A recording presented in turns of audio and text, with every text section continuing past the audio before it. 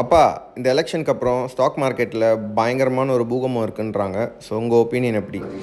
இப்போவே எல்லாரும் மார்க்கெட் மேலே போகுமா கீழே வருமான்னு பந்தயம் கட்ட ஆரம்பிச்சிட்டாங்க. யார் அரசாங்கம் அமைச்சாலும் மார்க்கெட் மேலே தான் போகும். ஏற்கனவே இருக்கிற இன்வெஸ்டர் மேலே மார்க்கெட் போச்சுன்னா அதை கண்டினியூ பண்ணலாம். ஒருவேளை மார்க்கெட் கீழே வந்ததுன்னா அவங்க ஆவரேஜ் பண்ணுறதுக்கும் புதுசாக இருக்கிறவங்க நல்ல பங்குகளை நல்ல குறைஞ்ச விலைக்கு வாங்குறதுக்கும் வாய்ப்பாக எடுத்துக்கலாம்.